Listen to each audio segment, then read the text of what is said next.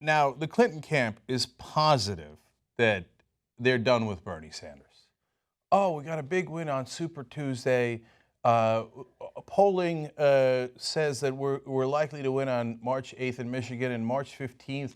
We got Florida, Illinois, Ohio, North Carolina, all these giant states, Missouri voting, and we have a lead. So we don't need to bother pretending to be progressive anymore. So what are we going to do after March 15th? Well, of course, a giant fundraiser with lobbyists on March 21st for the Hillary Victory Fund. So let's find out who's coming. According to an invitation obtained by the Sunlight Foundation, Podesta's co-hosts, John Podesta is in Clinton campaign, include Steve Elmendorf, Jeff Forbes, and Susan Brophy, all of whom were government officials before becoming lobbyists at top D.C. firms. Now, look, let's be fair. Now, they were Democrats. They are supporting Hillary Clinton. Sierra Club also lobbies. They were probably lobbyists for nonprofit groups, right? Well, let's dive in a little bit more and see if that's true.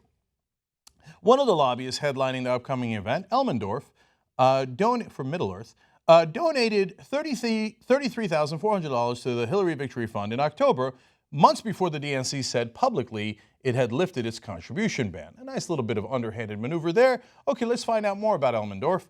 He is registered to lobby for Wall Street megabank Citigroup and entertainment and media company News Corp. Now that in their minds they're done with Bernie Sanders, News Corp that owns Fox News, the giant banks, I'm back! Back on your side, the real Hillary Clinton. Okay, gimme that money. Give me that money. Okay. Records show that Elmendorf previously lobbied for Goldman Sachs. Say it with me. Of course he did. Elmendorf has raised $172,320 worth of donation for Clinton's campaign, according to Yahoo. Okay. Now, let's move on to some of the other cast of characters here. Though Clinton bragged that the drug companies dislike her, her supporter Forbes, a former chief of staff to Democratic Senator Max Baucus, lobbies for Pharmaceutical Research and Manufacturers of America, the primary trade association representing the industry in Washington. In 2011, Pharma paid Bill Clinton $200,000 for his speech, while the organization was lobbying the Hillary Clinton-led State Department. Now, the Clintons say, how dare you? The fact that Bill Clinton, that was a nice Freudian slip, Hillary Clinton, Bill Clinton put $200,000 in his pocket while they're lobbying his wife? Oh, are you trying to besmirch our reputation? We are above humans. We are not affected by money at all. The $100 million we have amassed from all the people that are lobbying the government, no, we would never be affected by that. No, the drug companies don't like me, except for when they give my family a tremendous amount of money. And I told you this back during the Obamacare fight. Max Baucus was the guy who was put in charge of this by Barack Obama, and he was the guy who was taking the most amount of money from the drug industry. That's funny how Washington works. Everybody gets rich except us. Okay. Both Elmendorf and Forbes, a founding partner at Forbes Tate, have represented telecom giant Verizon as it's fought the Obama administration's net neutrality rules, which would prevent internet providers from blocking or slowing access to some websites.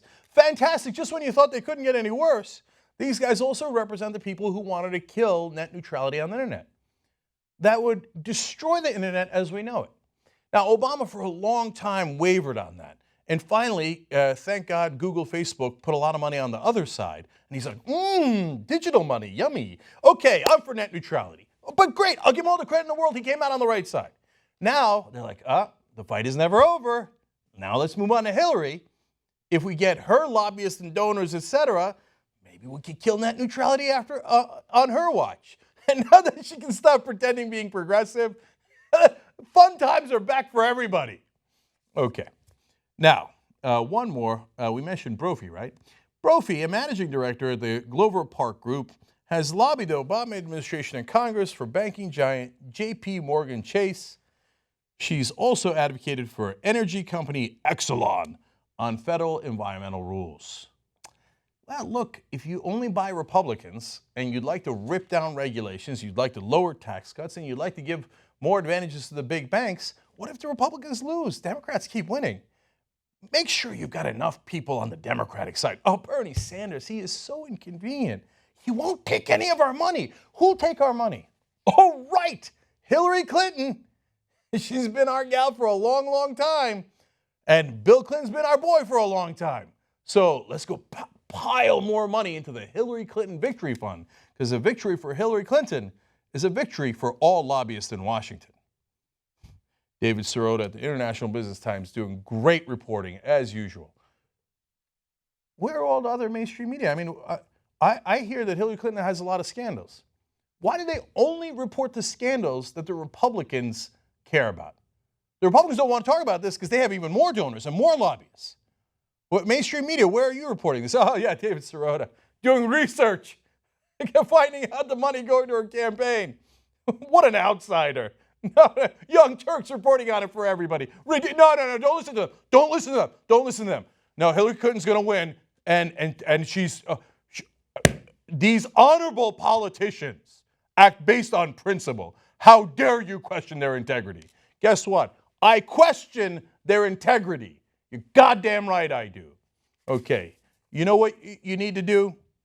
You need to change the system. Can I ask, raise your hands, even if you're the biggest Hillary Clinton supporter in the world and you think, yeah, taking the drug company money and the oil money and the bank money, that's wonderful. That's wonderful for her. I bet it doesn't bias her at all. Great, great, great. Okay, raise your hand if you think Hillary Clinton is going to get money out of politics. You know you didn't raise your hand. You really think you're the deepest Hillary Clinton supporter there is.